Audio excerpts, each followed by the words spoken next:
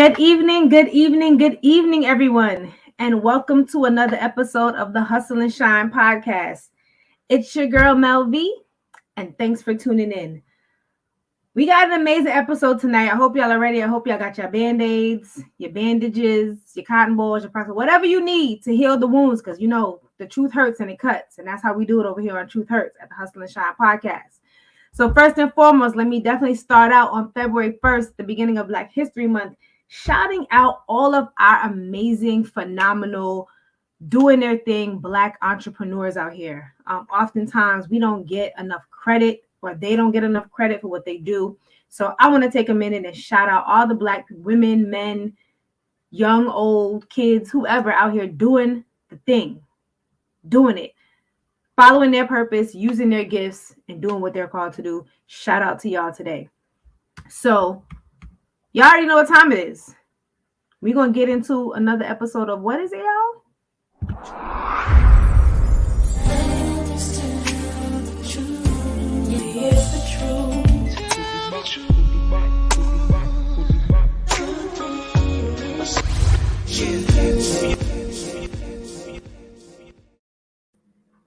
That's right. The truth hurts. And today we're going to get into some real hard truths.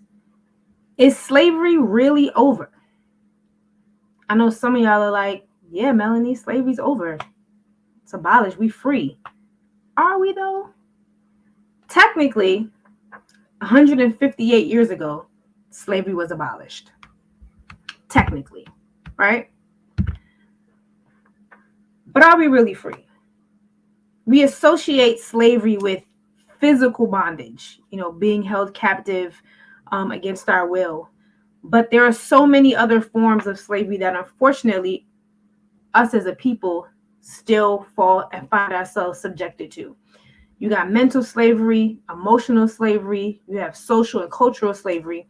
And we're going to talk about some of that today. So let's get ready. So many of us still walk around, even though we are generations removed from actual slavery, but we walk around, we still carry this slave mentality. What do I mean by the slave mentality?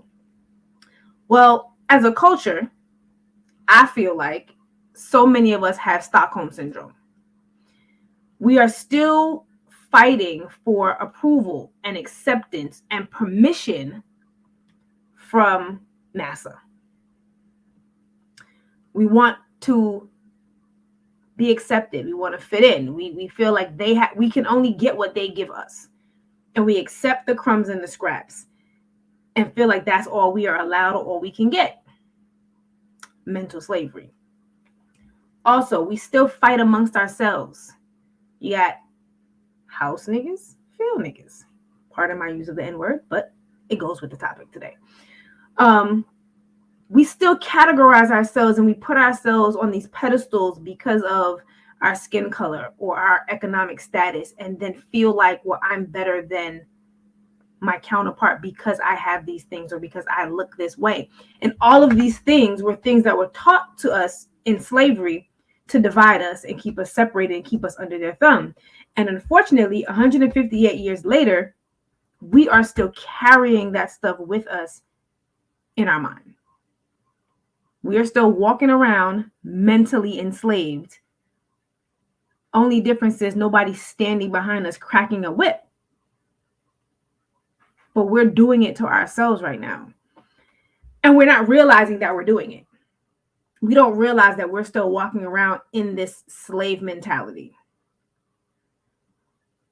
When we get some level of wealth or economic status, we feel the need to show it. We have to put it on display because we feel like that's the only way we're going to go from the field to the house. They have to see my worth. They have to see, that I'm capable of, or that I'm equal to, or that I'm good enough for. And we're carrying and constantly passing this stuff down because we're not breaking the cycle. We're not healing from it. There was a small, glimpse of hope, when we looked at, the civil rights movements and things like that, where we got to a point where we realized we can do this for ourselves. And we bonded together as a culture and as a society to fight against these stigmas or these statutes that says we couldn't do something. But somehow from slavery to Jim Crow and segregation and civil rights till now, we've kind of backtracked a little bit. And I know many people feel like, well, we had a black president, and well, we own businesses and we're CEOs, and we have black millionaires, that we're not still mentally enslaved.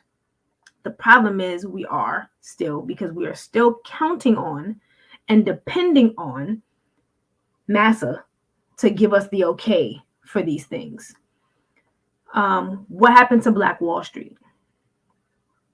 What happened to us realizing and understanding that we together, if bonded together, can financially fund and support ourselves as a community? Nope, we'd rather go get money and beg and borrow and plead for money from banks or from people and individuals that don't feel like we should have that and don't want us to have these things. Because as long as they can prevent us from having these things, they can keep us in a position of no power or limited power. We got to break this cycle, guys. We have to break this mental slavery of one, fighting each other, or feeling like there's not enough space in the big house for all of us. So I got to get there first. And if I get there, I can't take you with me, because then you might take my spot, or you might push me out, or you might do this better than me, and then I won't be the chosen one.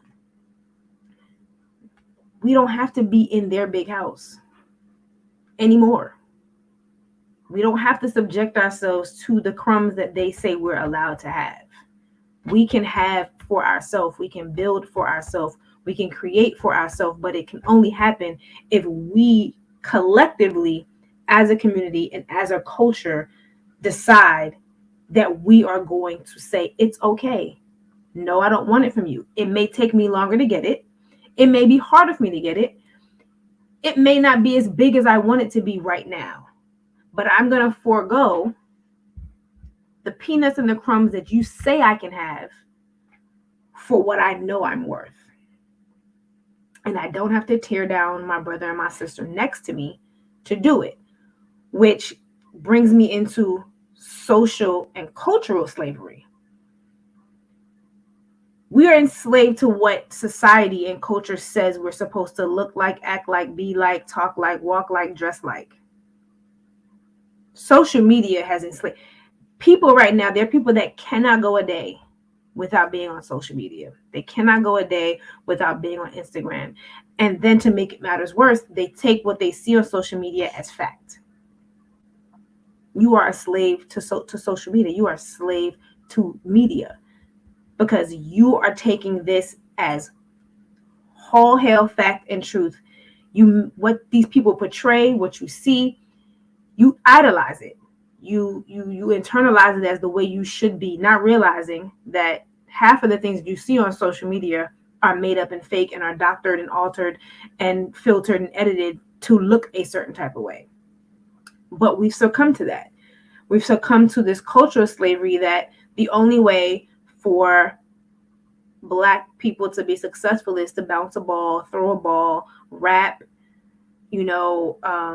for women that we have to be half naked and, fight it out and show our everything. And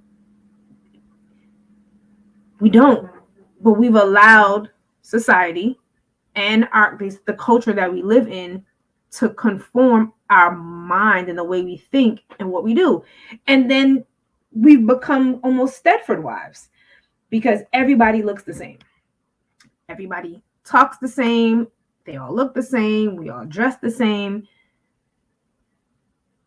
We've stopped growing. We've stopped elevating. We've stopped achieving goals outside of this small box and parameters that Instagram, Facebook, YouTube, Twitter, TikTok, Snapchat, and whatever other media platform has said, this is it. So we've left massa, the slave master, and now we've become slaves to these platforms and to these media outlets and to reality TV. Like, reality TV is Massa John of all masses right now. And we watch these things on TV and then we want to be like that. I want to live like that. I want this life. I want this house. And I'm like, the difference is get what they get to call cut, retake, edit. Let's do this over again. It's not really TV, but we have become so inundated with what we see that we've forgotten the real world and what's really happening. And so we've now left one plantation for the next. We are enslaving ourselves. And that's kind of what makes this worse than the original slavery. Is like they've put it in our minds so much now that they don't need to crack the whip. They don't need to chain us on a plantation. Our minds have now been conditioned to do it to ourselves. And we pass this on to our kids, to our nieces, nephews, to our friends, to our coworkers, and we just all draw this in, and we're all, end up on this new social cultural plantation now, stuck, unable to move, unable to get off the plantation, unable to recognize that we're free. It's almost similar to initially, when Emancipation Proclamation happened and slaves were actually free. They didn't understand. They were like, what do you mean I'm free? Like, no, you're free. You can go. And they were like, what does that mean? So they were free, but were still acting and maneuvering as if they were still slaves because their brains have been so conditioned. And 158 years later, we are doing the same thing in a different form. Emotional slavery. Let's talk about it. Some of us are so trapped in the things that we have not healed from. We have become slaves to our childhood traumas. We have become slaves to our past relationships. We have become slaves to our own emotions and feelings and are stuck. Because slavery just means being held captive, bondaged, unable to move forward, unable to make a step outside of. And that's what we're doing.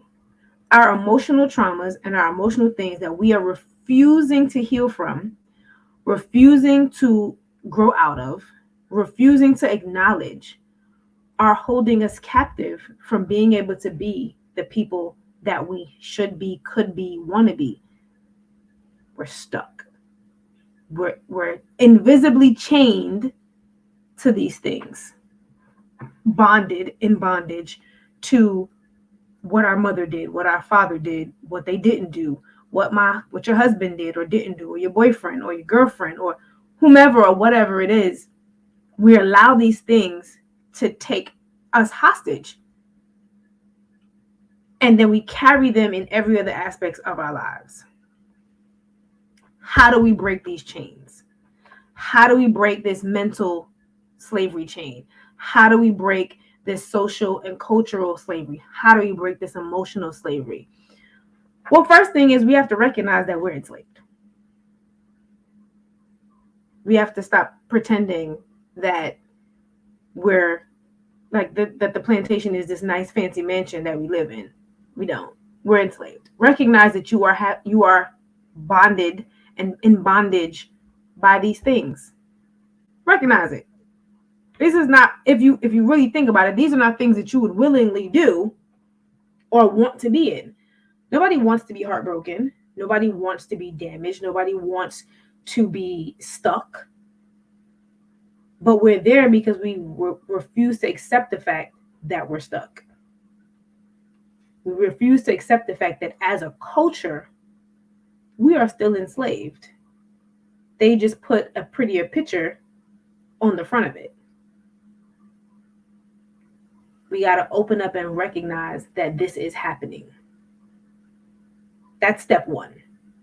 Recognize that it's happening. Now, how do we break these invisible chains?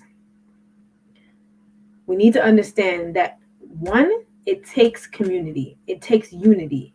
It takes us together to do this. You may be able to get all the way to the top by yourself, but you at the top by yourself is not enough to tip over the mountain. You need a lot of people. You need a lot of help. You need a lot of people at the top. And not people that you have to ask for permission. We continue to fight to get to the top of their mountain. And guess what? The top of their mountain for you will never be their top.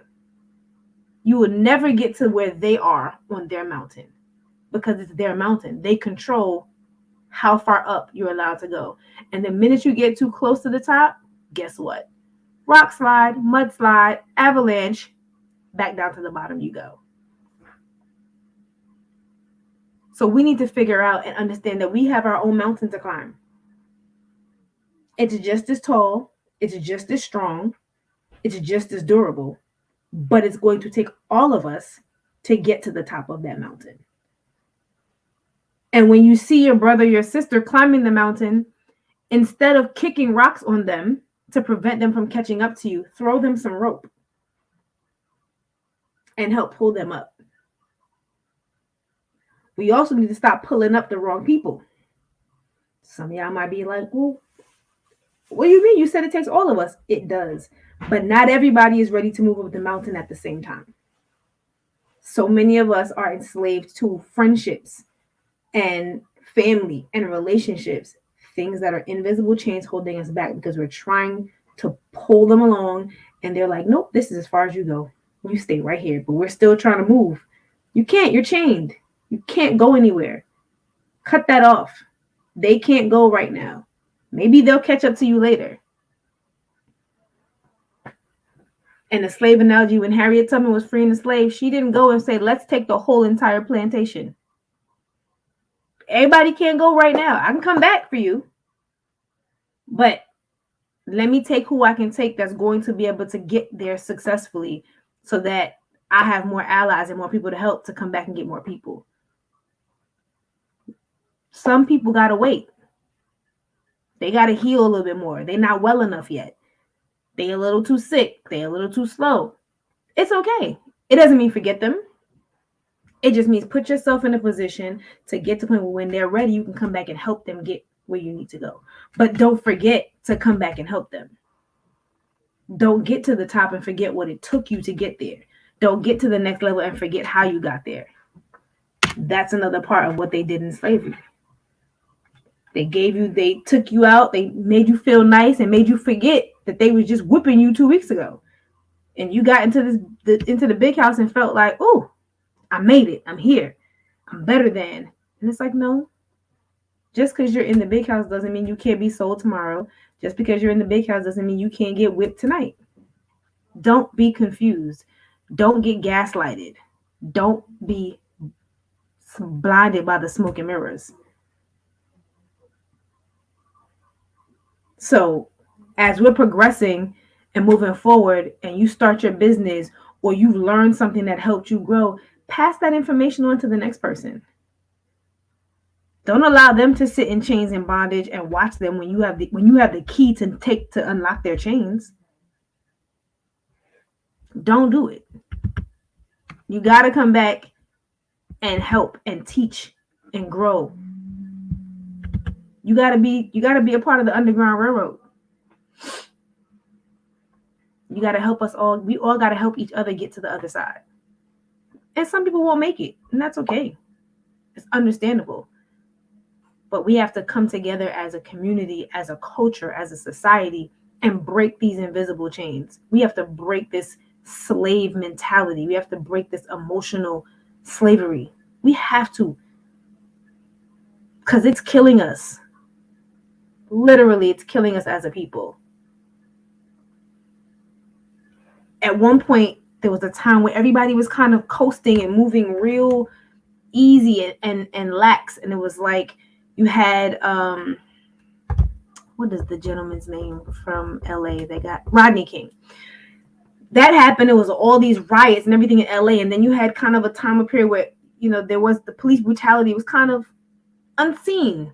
The media, it wasn't all over the TV screen. It's like, we forgot. And everybody was like, oh, okay.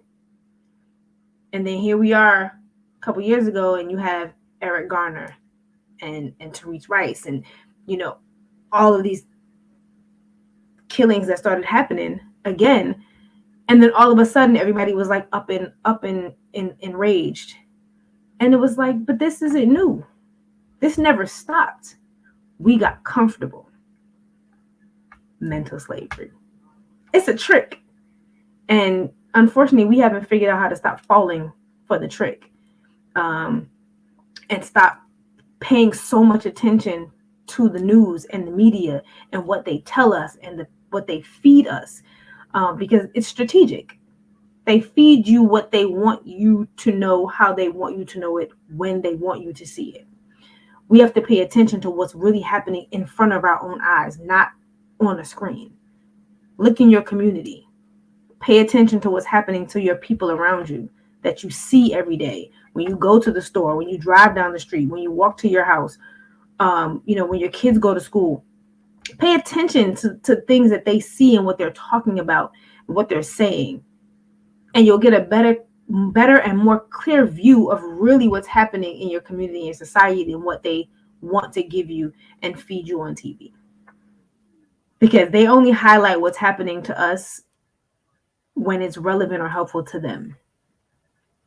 If it doesn't benefit a cause for them, if it does not elevate a platform for them, they don't shine a light on it. But that's our job. We have to stop waiting for massa to give us permission to care, permission to fight, permission to be angry, permission to revolt. We got to stop waiting for the okay, or else we're never going to truly not be enslaved. And I would hate for us to get to 200 years since we were supposed to be free and still be walking around chained at the ankle and getting invisibly whipped with lashes that aren't innate on our back, but they're innate in our living conditions. They're innate in our sons and fathers and brothers and sisters and mothers who don't make it home. It's innate in the lack of education or the poor education or limited education that our children are given in comparison to. All of that are lashes. It's how they keep us in control. And we've allowed it to be accepted. Not everybody. There are some who don't, and they say, I'm not going to do, and I won't, and I will find a way, and I'll branch out. But there's not enough. We have to decide. I don't care what you tell me I can have. I don't want what you have to give me. Because in all reality, we clearly have more of what they want, or else they would have never took us in the first place.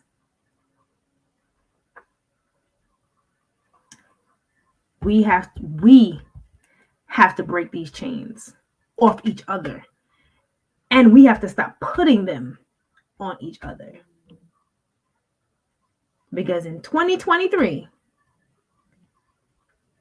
as free as we think we are, we could be so much further if we took the opportunity to come together and be okay with not having for a little while in order to have what we should have in the long run.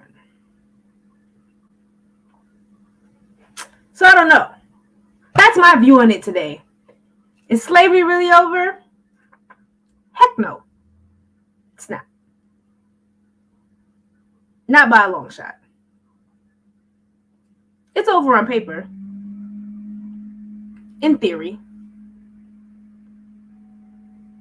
But in reality, it's time for us to take our chains off now. We got to take power back. We have to take control back of ourselves and our community and be accountable for the fact that we no longer have to ask for permission. I don't need you to tell me that I'm okay. I don't need you to tell me that I'm good enough. I don't need you to give me permission to be who God himself ordained me to be. Stop asking your enslaver or your captor or your prisoner to say it's okay for you to do something. You don't need them to do that. I don't know. Some of y'all may not like or agree with what I've had to say today. But as I say, the truth hurts. And sometimes it cuts like a knife. But that's why they made Band-Aids. Because you'll heal. But the truth will set you free. And guess what? Freedom is the ultimate goal to get out of slavery. We need to be free. Mentally free. Emotionally free. Socially and culturally free. Spiritually free. Financially free. I'm so sick of banks telling me when and where I can't because of the color of my skin. But we don't support black banks because they don't have a big name behind them, or because we don't see their commercials on TV, or because we're scared. But they're out there. It's okay to support your own. It's okay to be amongst people that look like you and support people that look like you. It's okay to not be accepted by those who won't accept you anyway.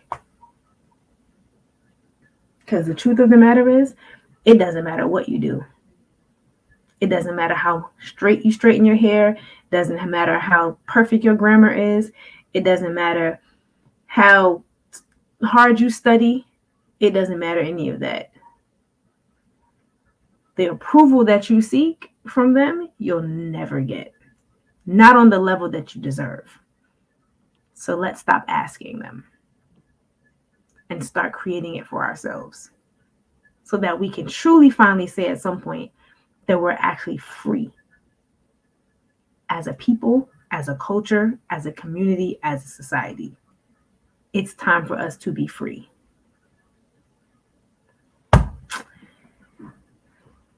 And that's all I have for you guys today. So it's time for you guys to go home, or you are home, but once you log off from here, and really have that conversation to yourselves. And I want y'all to ask yourselves, what are you a slave to? What has you bonded? What has a chain around your ankle? What is holding you hostage? And then figure out how you get those chains off yourself. How do you break that control? How do you break that bond so that you can be free from whatever it is that's holding you back from being the best version of yourself? The best version for you, the best version for your family, the best version for the people around you. It's time. So what are you being a slave to? It's time to say no. I'm your girl, Mel V. Thank y'all for tuning in. I know some of y'all are like, what happened? So if you don't know, we have switched to a new platform here for shorter, more concise, to the point shows. So we're doing 30 to 40 minute shows instead of our normal hour shows. So I know some of you are like, but what happened? You guys, you're leaving so soon. So this is the first week of that. But we want to make sure we didn't want to hold you guys too long. We wanted to make sure that you guys got to get all the information, got to vibe with us, got to drop your questions, got to share with us, but then also can get back to your daily lives. So I thank everyone for tuning in today. I appreciate you all. Make sure you tune in next week for Diamond Heist with Lady J.A. coming in as we continue our Black History, Black Excellence series this month. Look out for our upcoming anthology with the Diamond Writers, Valid Transparency, that'll be out in April. Stay tuned for our book tour information that'll be happening in Atlanta, Georgia in May of this year. So if you don't already follow us, make sure you go to our Instagram, Facebook, follow us at Diamond Riders. Visit our website at www.diamondriders.com for all information about what we're doing, where we're going to be, and when. Again, I'm your girl, Mel V. Thank you for tuning in. I love you guys. And sorry, sometimes truth hurts. Y'all have a good night.